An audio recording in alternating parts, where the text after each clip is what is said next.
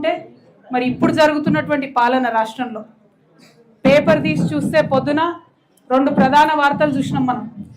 ఒకటి ఇది మంచి లేదానే వేరే మైక్ వాడాలా. ఇవాళ రెండు ప్రధాన వార్తలు చూసినాం పేపర్లో. ఒకటి బస్సు కాలిపోయిన వార్త.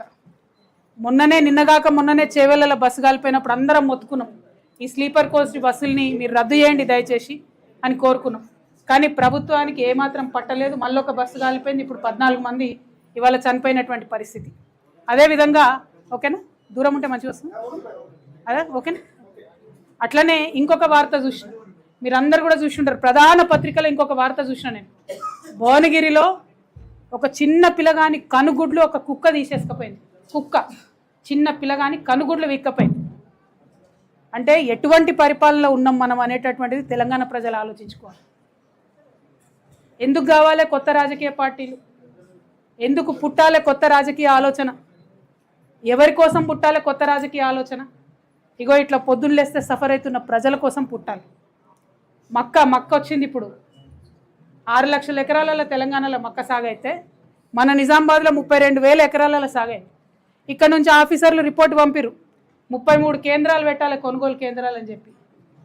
ఒక్కటంటే ఒక్కటి కూడా పెట్టాలి. ఇయ్యాలటి వరకు కూడా ఒక్క కేంద్రం కూడా పెట్టలేదు.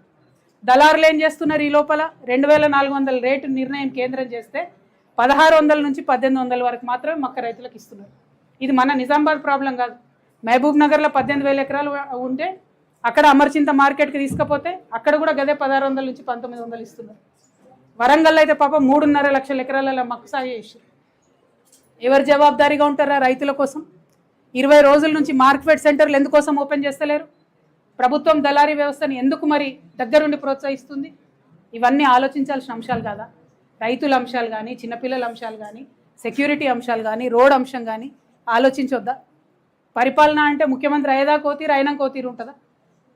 ఇదే ఒరవడి ప్రతి ఒక్క రాజకీయ పార్టీది కూడా కనబడతా ఉంది. కాబట్టి ఖచ్చితంగా ఈ రాష్ట్రంలో ఒక కొత్త రాజకీయ శక్తి కావాలని బలంగా మేము విశ్వసిస్తూ ఉన్నాం, చాలా బలంగా విశ్వసిస్తున్నాం.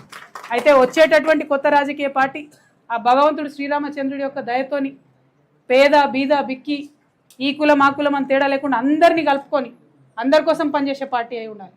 నేను మొన్న ఉగాది నాడు కూడా చెప్పిన, సర్వోదయం జరగాలి తెలంగాణలో, సర్వులకు ఉదయం రావాలి, అందరి జీవితాల్లో వెలుగులు నింపాలి, సర్వోదయ తెలంగాణ రావాలి, దానికోసమే కొత్త పార్టీ రావాలని చెప్పి మేము బలంగా నమ్మినాం. నేను తెలంగాణ బిడ్డగా తెలంగాణ జాగృతి అనేటటువంటి స్వచ్ఛంద సంస్థ ద్వారా తెలంగాణ ఉద్యమంలో గత 20 సంవత్సరాలలో మీ కండ్ల ముందే నేను పనిచేశాను. అనేక అంశాల మీద కొట్లాడినాం.